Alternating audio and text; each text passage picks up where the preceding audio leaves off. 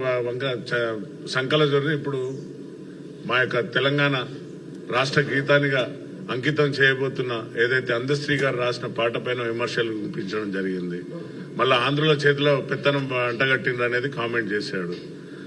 మరి మీరెక్కడికి వెళ్ళారు? ఇన్ని రోజులు పదవిలో ఉండి 10 ఏళ్లు నువ్వు ఆర్ఎస్ ప్రవీణ్ కుమార్ గారు, నేను క్వశ్చన్ అడుగుతున్నాను. 10 ఏళ్లు మీరు వారి ప్రభుత్వంలో ఒకటే పోస్టులో 10 ఏళ్లు చేశారు. 10 ఏళ్లు చేసినాక నువ్వు కేసీఆర్ బాణం అని మాకు తెలుసు 100%. గత ఎలక్షన్లో నువ్వు కాంగ్రెస్ పార్టీలో ఉన్న ఓట్లను చీల్చడానికి బీఎస్పీ పార్టీలో చేరినావు. బీఎస్ పార్టీలో చేరి బీఎస్పీ కండ కప్పుకొని అప్పుడు కొన్ని చాలా గొప్ప మాటలు మాట్లాడావు. ఏనుగునెక్కి ప్రగతి భవన్ పోదామని అన్నావు. ఎక్కడ పోయింది నీ ఏనుగు? ఎక్కడ పోయింది నీ భవనం? ఎక్కడ పోయింది? నువ్వు ఎక్కడ పోయినావు? మళ్ళా పోయి పెత్తందారు సంఖ్యలో చేరినావు. ఇప్పుడు అందశ్రీ గారి కోసం మాట్లాడడం సిగ్గుచేటు నీకు. ఆయన ఒక చాలా నిరుపేద కుటుంబంలో పుట్టి స్వార్థం లేకుండా అతను రాసిన గీతాన్ని ఈరోజు తెలంగాణ ప్రభుత్వం గుర్తించి, మా యొక్క ప్రభుత్వం గుర్తించి దాన్ని తెలంగాణకు అంకితం చేయబోతున్న ఆ యొక్క తెలంగాణ గీతాన్ని వారికి పూర్తి స్వేచ్ఛనిచ్చారు మా ముఖ్యమంత్రి గారు అందశ్రీ గారికి.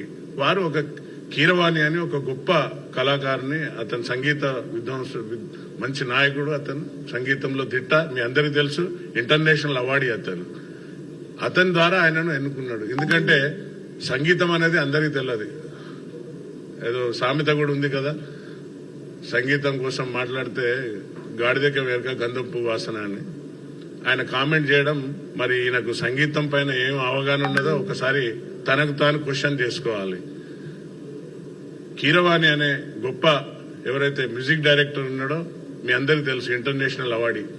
ఈరోజు ఆయన దాన్ని ఏమాత్రం అందులో అరమరికలు లేకుండా ఈ యొక్క జాతీయ గీతంగా, మన యొక్క తెలంగాణ జాతీయ గీతంగా ఈరోజు దాన్ని ప్రమోట్ చేస్తున్నాడు. కాబట్టి అందశ్రీ గారికి వారికి ఉన్న, ఎందుకంటే అతనికే తెలుసు అందశ్రీ గారికి ఎవరిని సెలెక్ట్ చేసుకుంటే ఈ గీతానికి కరెక్ట్ గా న్యాయం చేకూరుస్తారు అనే ఉద్దేశంతో ఆయనను సెలెక్ట్ చేసుకోవడం జరిగింది.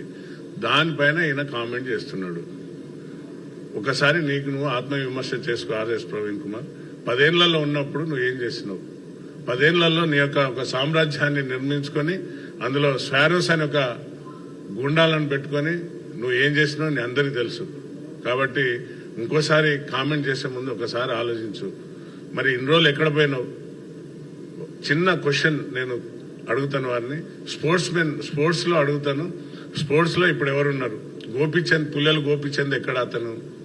తర్వాత ఎవరైతే బ్రాండ్ అంబాసిడర్ గా పెట్టిన సమంత ఎక్కడ అమ్మాయి? తర్వాత అలాగే మన చేనేత కార్యక్రమానికి పెట్టిన సమంత ఎక్కడ అమ్మాయి? అలాగే మన సినీ నటి బాబు మోహన్ కూతురు, మోహన్ బాబు గారి కూతురు ఎవరు, ఎక్కడకు అమ్మాయి? ఇవన్నీ గుర్తుకు రాలేదు అప్పుడు వారిని అందరినీ బ్రాండ్ అంబాసిడర్ గా పెట్టినప్పుడు, బ్రాండ్ అంబాసిడర్ గా పెట్టినప్పుడు. ఈ రోజు ఎట్లా మాట్లాడుతున్నావు? తెలంగాణ ఆంధ్ర అని ఎట్లా అంటున్నావు? మరి కేసీఆర్ ఆంధ్రోలకు కాలికి ముళ్ళు గుచ్చుకుంటే పంటితో తీస్తా అన్నాడు. మరి అప్పుడెక్కడ పోయినావు? ఇవాళ గుర్తుకొచ్చిందా? కాబట్టి ఒకసారి మాట్లాడే ముందు ఆలోచించుకో. దళితులారా, ఈయన పచ్చి మోసగాడు. మళ్లీ పోయి ఆంధ్రోల చేతులనే ఇన్ని రోజులు మన తెలంగాణ బిడ్డలను మోసం చేసిన పార్టీలో చేరిండు. నిరుద్యోగులు ఎంతో మంది ఆత్మహత్యలు చేసుకున్నారు, మీ అందరికీ తెలుసు. కాబట్టి సోదరులారా, దళిత సోదరులారా, ఈయన ముసుగు వేసుకున్న వన్యమైన పులి. కాబట్టి నక్కజిత్ల మాటలు నమ్మకండి.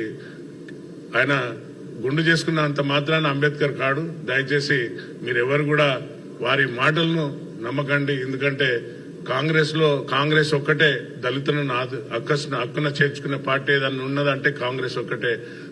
న్యాయం జరగాలన్నా, దళితులకు ఎలాంటి న్యాయం జరగాలన్నా కూడా కాంగ్రెస్ ఒక్కటే చేయగలుగుతుందని నేను ఈ యొక్క మీడియా ద్వారా మీ అందరికీ చెప్తున్నాను. ఎవరు కూడా ఆర్ఎస్ ప్రవీణ్ మాటలలో పడి మోసపోకండి దయచేసి. మీరందరూ ఇప్పుడు ఇన్ని రోజులు ఒకరోజు కూడా మాట్లాడినోడు ఇవాళ పోయి మళ్ళీ కార్లో ఎక్కిండు. మళ్ళీ ఏనుగు విడిచిపెట్టి కార్లో పోయినావు. కారు ఎక్కడున్నది మీ అందరికీ తెలుసు. కాబట్టి దయచేసి సోదరులారా, ఎవరు కూడా వీరి ఆర్ఎస్ ప్రవీణ్ కుమార్ మాటలలో పడి మీరు మోసపోకండి విద్యార్థులారా, విద్యార్థి లోకాలారా. కాబట్టి ఎట్టి